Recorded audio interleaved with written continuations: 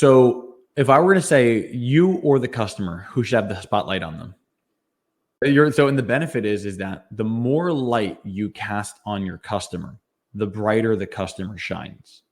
The more light you shine on yourself, it takes away from the customer's light. And the customer needs to win. They need to feel important. They need to know that you're here to meet their needs, to solve their problem, and do it in a way that they can understand and respect. When you take away from that, you're actually lowering the value exchange.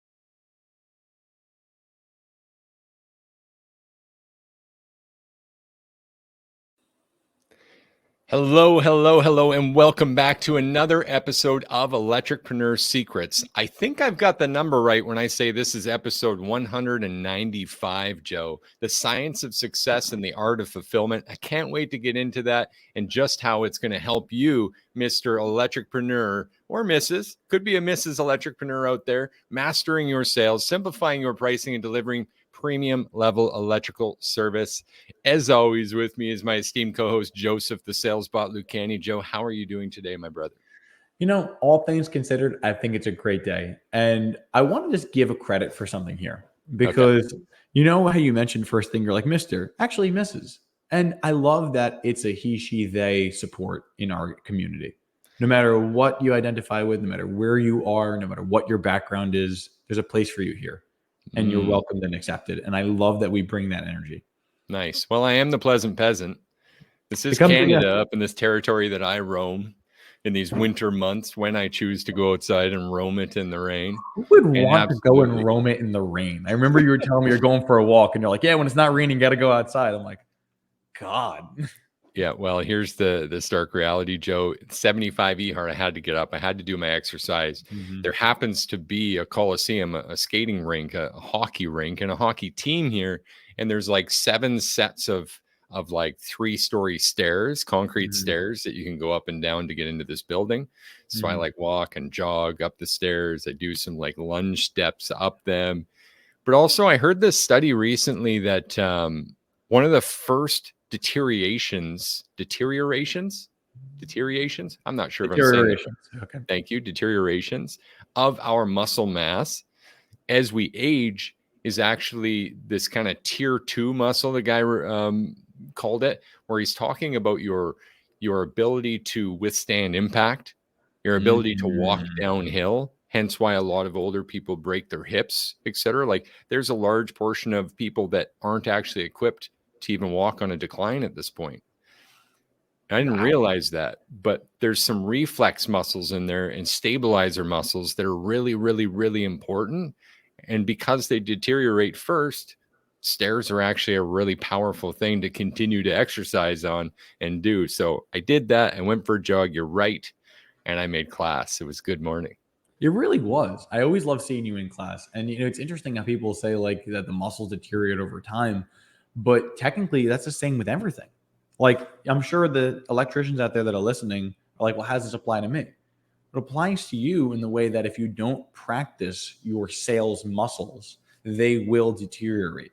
If you don't practice your service muscles, they deteriorate. So the fact is that if you take a piece of metal, you drop it in water, within 8 hours, it's going to come up rusty. Are you practicing that often so that your edge is always sharp? 100%. It's Action Wednesday, but I'm always pulled to this mindset thing, and it's such a big topic. But as you speak to that, I can't help but reflect on this study I actually read about recently, where there was 2 sets of maids, hotel maids. They clean rooms. And they asked everyone, well, how often do you exercise?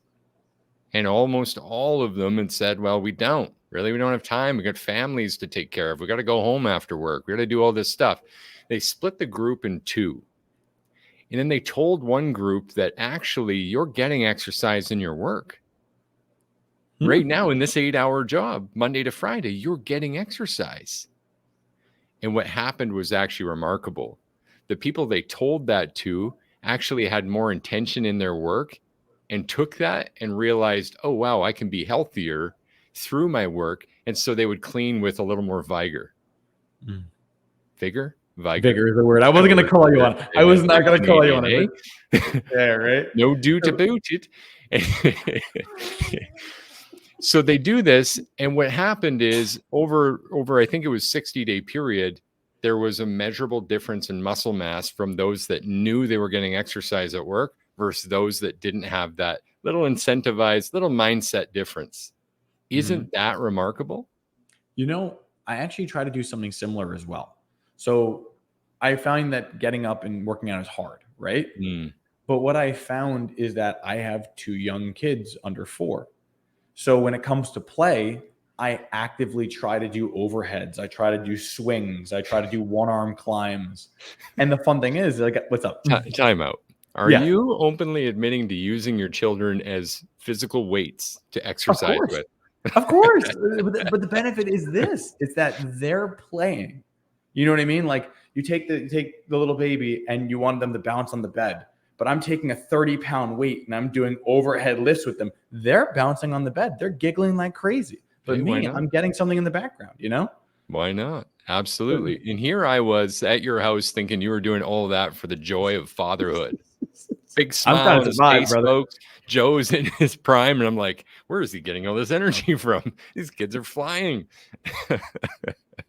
That's it. Hey, that's your secret. Turn your kids into exercise, folks. Mic drop, action item launched. Talk to y'all later. All right. Oh boy. No, this ties in perfectly with the topic today. And it's a realization that I had to, again, come back to yesterday, which makes it relevant because we're running a business, you're running a business, and sometimes we're maybe missing our targets. Maybe it's a sales goal we have and we're not quite hitting it. For a lot of people, I hear a couple of numbers that happen quite frequently. One is 2,000 a day per van. And the other is we got to break through $1 million this year. Sounds familiar, right? A couple different reasons for those. The $2,000 a day per van is a more accurate, more commonly accepted one. The $1 million is actually more popular. And if you walk down the road and ask people how much they need to retire, like 80% of people will still say $1 million. $1 million arbitrarily with no plan for that million and no idea how short they would come if only they had $1 million and retired at 60 or 65. It's such a shame, you know. And I remember when I was talking to my financial advisor, I actually came up with that same number when I was first doing it. I was like, yeah, about $1 million. He's like, well, you need at least 3. And I'm like, oh, fuck. All right, cool. We're in trouble here. Yeah, now we're making it work. I'm not worried about it. It's contextual, but let's bring this back to electrical. So science of success is, hey, if I run 3 calls a day on average and I close 80% and our average ticket is $1,000 or more, we're all right. And we set these standards, we set these targets, but what about when we don't live up to them? This is where things get a little bit tricky. What about when you're not hitting your targets? You can extract and look at the information and look at it from different angles and go, okay, well, the conversion rate just dropped. Okay, well, demand calls aren't doing as good as opportunity calls, or we're not getting any demand calls. Suddenly we're getting less calls a day, more opportunities, more 2-call closes, more time spent, less conversion. There's all these little factors that weigh into this. But what do you yourself do to correct these things? So I love this. Okay, and I think this is a topic right? that comes into place. You could tell the hands start rubbing together. I'm excited. Oh, James is with us. He says guilty. You got Yeah. it, James. Let's unpack it just a bit. Okay. So one of the things that I run into whenever I needed to figure out where my sales were going south, everyone looks at it like, oh, there's these big levers. You need to change your process. No. I love fundamental basic sales training. The reason being is that I found the more I focused on the core of what I was trying to do, the more I would see the gaps of what I wasn't doing. When you're like, okay, I know a value exchange happens when I come in as a 10. What have I done in the pre-arrival process that I'm missing that is making me not show up as a 10? And believe it or not, you'll often find multiple levers. Be like, oh, I'm not memorizing the customer's name. I'm not looking up the house in advance. I am diagnosing before I get there. And then you're like, oh, because you're diagnosing in advance, you already have a preconception of how the call is going to go. And then you fumble it. Or you're not going through the FOIA report properly and getting the what are we hoping to accomplish today? You're not getting your multiple commitments. So instead of fancifying it, which is a word I just made up, I'm looking and saying, what in the core of what we teach am I not doing to its best ability? I love that. And James is with us live in the Facebook group, as I mentioned. And James says vulnerably, I love that, James. Thanks for joining us. I just keep hoping sometimes. Now it's time to be more proactive. So James is clearly trying to take steps, brother. Thanks for joining us. Thanks for taking those steps. But more importantly, that keep hoping part. This is where the art of fulfillment ties in. Hope is a beggar. Faith walks through the fire knowing that everything's okay and everything you need is on the other side. The art and the science are necessary in the correction of these things. Forgive me if I'm going in the foo-foo space a little bit, but think of it like this for a second. Do you really want to hit the 2K a day mark? Do you really want to hit your KPI? Because after the science is done, after we do the math, it's time to show the work. And like Joe's saying, getting back to the basics, I mean, that's the basics. That's not looking for a new strategy. That's searching deeper, digging deeper in yourself to make more of the same strategy. We understand the difference there, right? Go ahead, Joe. I was going to say, and I want to give James a shout out here because being vulnerable is actually essential to understanding the basics. The reason being is that when your ego gets in the way, you find that you'll always look to blame someone else.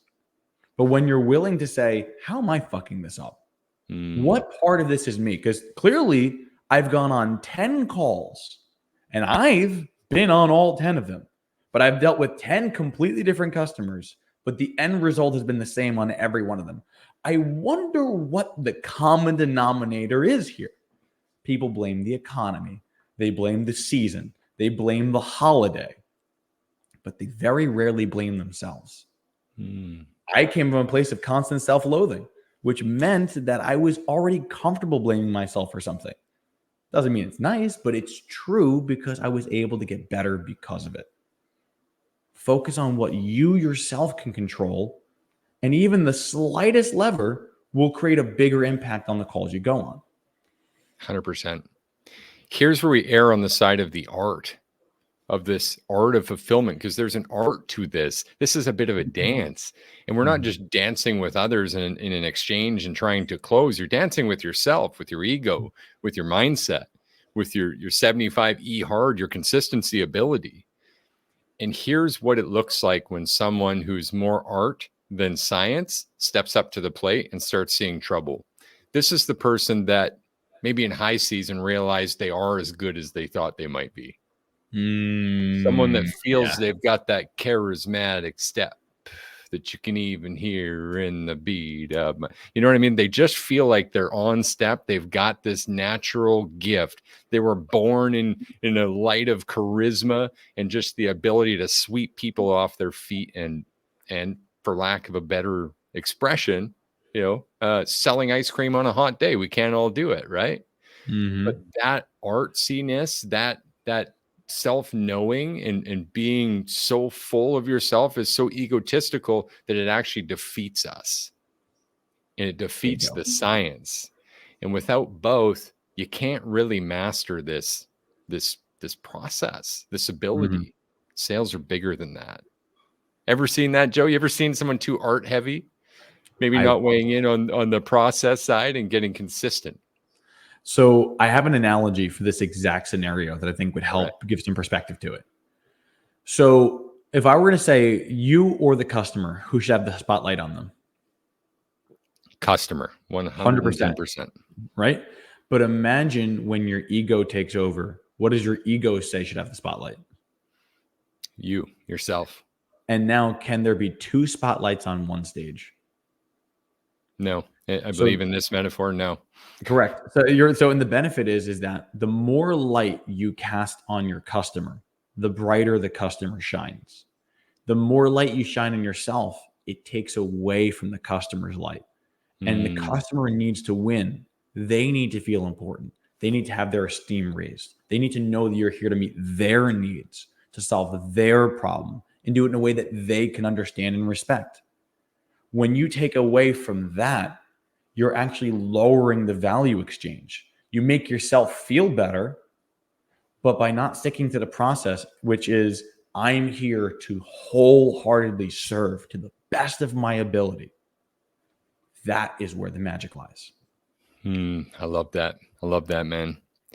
Even speaking through personal experience here more recently, knowing what your goals are, knowing what you want, having it articulated. As you know, I've been deep diving on our own information, doing the post-call evaluations as part of the 75E hard challenge. And so I've been fulfilling my obligation to do so too.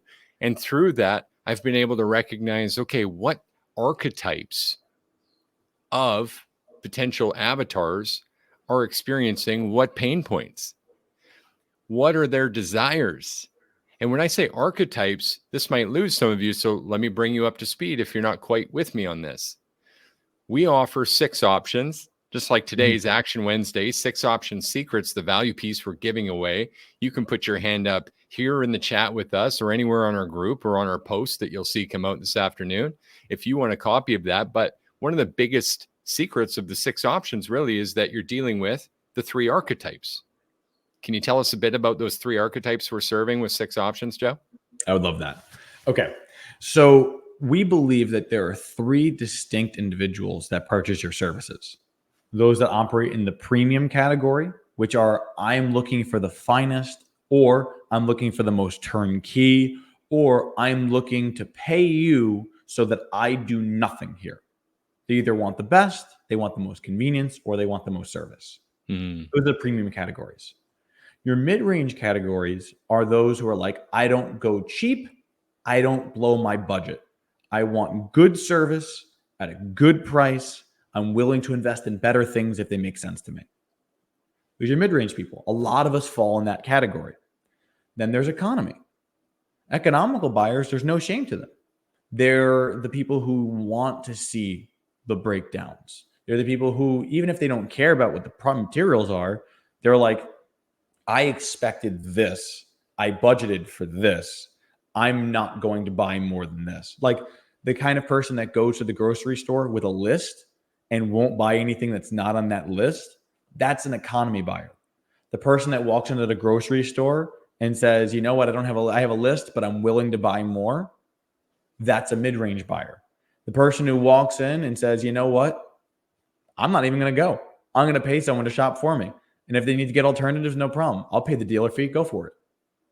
I love that. So all 3 people are going to the same grocery store, and that same grocery store has been customized to serve every one of them. And they all have a slightly different experience and slightly different pain points and slightly different objections that you'll face. And so when you really collect the data and the science of this and succeeding with each of those archetypes, you can actually begin to pinpoint exactly where those critical points are in the process of serving them, in the critical points of the offer and what they're really anticipating, expecting, or needing and desiring for their lives and the quality of their lives and safety of their systems. So just the same, we're able to extract this, and I've been doing that. But it comes to this point where it's like, okay, we've got all the information, we've got these data sets, we've got all the science laid out. I know exact conversion percent from, the first to the second call of a 2-call close. I know every conversion percent on the demand calls of the varying job types. You can have all of that laid out. But the art still comes to the fulfillment of that goal that you aim to use this information to achieve. And I had this epiphany last night, and it wasn't alone. Our coach had to help me. And he mentioned the art of fulfillment again. He said, man, I appreciate all the data you've presented. You can have it all the data in the world, all the data sets. But at the end of the day, it's how you're going to get creative to use that in your process. And that's this part where we've got to dig a little bit deeper. And I know that that's speaking to everyone who's in sales in any capacity, because it doesn't always go to the math, does it? It's funny how you say that, because I've always believed I trust numbers more than I trust people, because people can embellish things. People can tell things that aren't entirely true. They can make things seem better than they are. But numbers, God, give me a physics calculation and let me decide how it's going to go. I love the numbers. So I'm right there with you, brother. Exactly. Are you okay with me being transparent on the call with one of our numbers? I got no issues with that. Go for it. So on average right now in the last 60 days, what we came up with is for every 2.2 people that get on a discovery call to learn more about our program, they also become clients of some capacity. Mm-hmm. It's valuable knowing that because it helps you set a target for how many discovery calls you need to book. The same would be for you in your sales process and setting up client calls. When you know your conversion percentage, it's easy to lay out the goal. But now the creative part is, okay, to drive to this goal, we need to get this many people. And the answer isn't so cut and dry. It's a blend of several things, and it's a commitment to yourself that in this art, I understand that everything that I want, I will either have or I will not have based on my commitment to following the activity towards that I want. Is there any deeper truth we've ever discussed on this podcast? If you No. want it, you will fucking have it. If you don't, you're going to prove that to yourself. It's one or the other. I love this. And I feel like, honestly, this podcast could be a live session that we throw on, like literally like a live workshop just on this one topic, because too often we defeat ourselves before we even show up. Can I kind of touch on how this mindset could defeat you in a real electrical service call 100%. situation?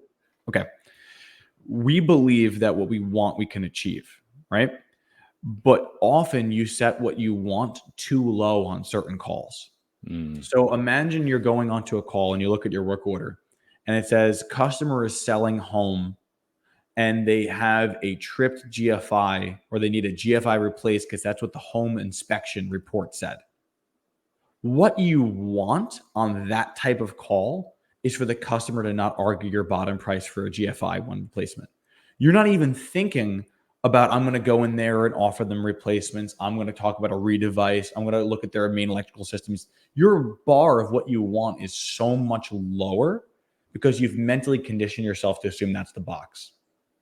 I have gone on calls where they say, I just need a cover on a junction box and we're selling the home and the home is in contract, and had customers take high options. And I ask why, and they're like, well, I didn't want to leave the next person in a shitty situation. There are good people out there, The but because honorable you don't believe that there's any value in this call, your want is so much low. And because you believe that the want is low, the result is equally low because you Wow. achieved what you wanted to get, but what you wanted was too low. Man, there's some deep truths here in this one. I would like to say that I consider myself one of those people, but that's what makes it okay. I would never offer something that I wouldn't buy myself. The fact that you offered it, the fact that you can find a problem gives you the credit and the permission to be able to solve it. The fact that you would offer a solution gives you permission to sell that solution. You know, there's actually a little secret that I want to give away here. Sure. I am a premium buyer. Because I'm a premium buyer, I'm able to think of solutions in a premium buyer's mindset. When you find what archetype you are, you'll realize what solutions you've packaged the way you would buy. So when you find that you're always selling economy solutions, look inwardly and say, am I an economy buyer? And am I subconsciously suggesting that this is the choice they should take? Wow. We've gone deep here. That might be the greatest piece of truth that's ever been repeated on this podcast. Wouldn't be the first time. And would it be wrong of us to start there for an action item today, Joe? I can't wait. Let's do it. Okay. So I just want to repeat what you said or give you credit for that first one. If you truly want to offer premium service, you should try buying it sometime. You might learn something about that service of which you're trying to provide. Wouldn't that be useful to see it demonstrated, pay attention, take notes, be able to have feedback, comment, get their opinions, even the service provider, ask them how they feel about serving at that level. There's so much information in that. If you continue to buy at the bottom level, what experience are you going to get? you're going to constantly get exposed to bad service. And as a result, you're going to keep thinking that that's the standard. Yikes. Sounds dangerous. Now, I kind of trampled over that and gave an awesome action as just a base. Do you have an all-star in mind? Or are we coming up with another one? No, we can go with it. So one of the things that I want to go into is you suggested that you should buy the service. The all-star is understanding why you should buy the service. Okay. A lot of us won't make that purchase because we think it's a frivolous purchase. We look at it like, oh, I don't need all the bells and whistles. I don't need all the levels of service. I don't need these things. And as a result, I'm going to go to the mid-range or I'm going to go to the economy. The all-star action is saying that you can actually write this off as a personal development investment. Because your goal as a premium service provider is to understand what your customer feels like when they make that premium purchase. But how could you possibly convey something that you've never experienced? It wouldn't be possible. So if you ever feel like I don't want to make that purchase because I think it's frivolous, change your perspective of I'm going to swipe this card. I know this is more than I normally buy, but I'm doing so with the thought of I'm going to write this off because this is a personal development. I love that, man. Great tidbits there. Oh my gosh. This has been a huge episode. Again, I feel the need to stack a second all-star action just because we didn't even speak to the title of this thing. Go for it. Guys, let me just say this. You can take action. If you don't have the science of this figured out, if you don't have the data and you're thinking maybe salivating a bit, holy cow, I could be making real decisions based on how the people in my pipeline have already responded, reacted, given objections, all of the above. Get creative, take advantage of the art, find some data, and just start now. Just start there. Just start putting this formula together and setting some goals and tracking your KPI, because if you can measure it, you can manage it. And that actually happens naturally. It happens organically. If you measure every day, wouldn't you be insane to look the other way? You know, it's funny that you say that because people do look the other way. And it's such a shame because it's one thing to not have the data and then say, oh, I'm not going to take action on it, compared to I have exact knowledge of what I'm supposed to do and I'm willfully looking the other way. Here's a data point for you. 26 minutes and 50 seconds. We have trouble keeping these at 20 minutes or less, guys. We're here to serve 5 days a week, helping you master your sales, simplify your pricing, and deliver premium level electrical service. Join us. Come again tomorrow for Thursday and Friday, and then again next week. But more importantly, put your hand up on one of our action posts and grab a value piece this week. As we mentioned, 6 option secrets are going to help you with the why, the what, and the how. Maybe we should consider this in your business. Can't wait to see you tomorrow. Thanks, Joe. Pleasure. Talk to y'all soon.